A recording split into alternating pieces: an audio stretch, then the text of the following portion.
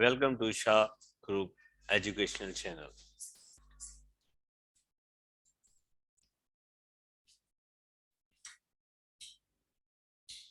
Today we will discuss about enzymes.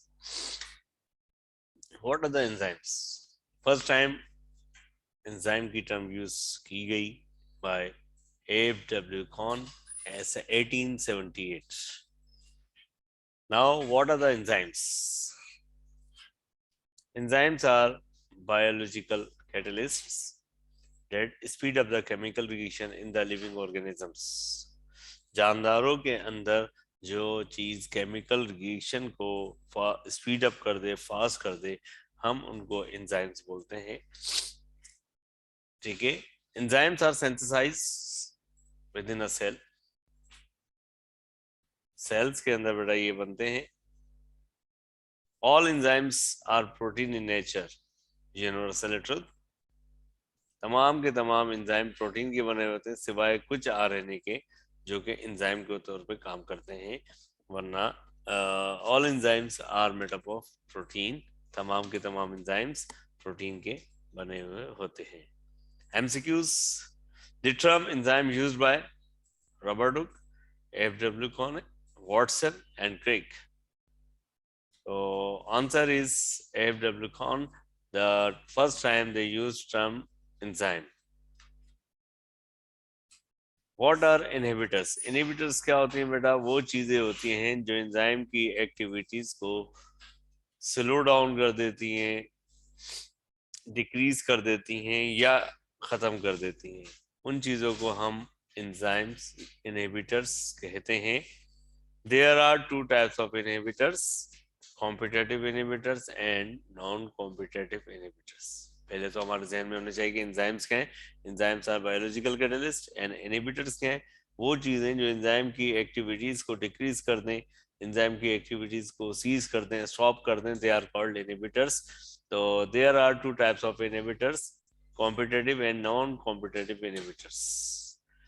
Competitive inhibitors are similar to the substrate.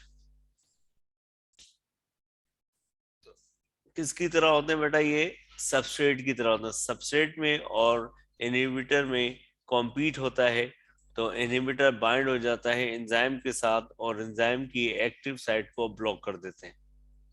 ठीक है. क्या करते हैं?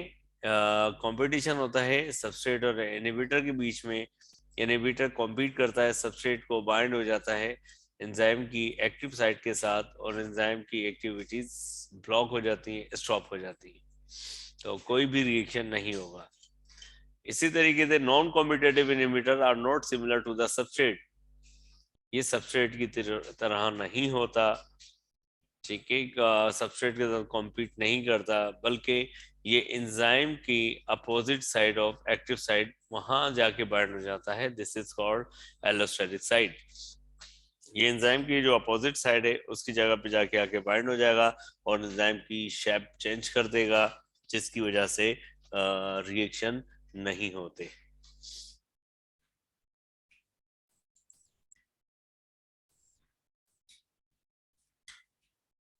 तो MCQs, how many types of inhibitors found? 1, 2, 3, 4. 2 types of inhibitors found.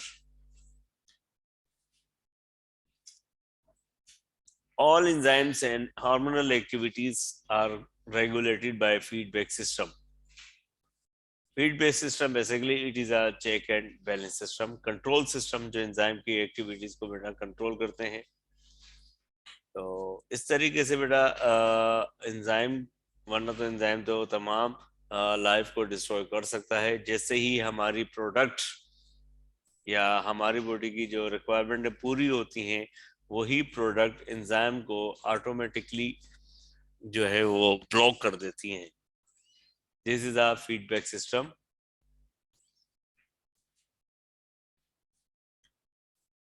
तो enzymatic activities regulated by. Enzymatic activities को कौन देखते हैं? फीडबैक सिस्टम देखता है. फैसिलिटेटेड डिफ्यूजन है, बोथ एंड भी नन है. Enzymatic activities are regulated by feedback mechanism. Feedback mechanism is a check and balance.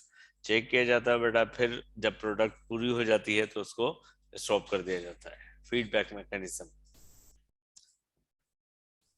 Thank you for watching. Ajay Ajay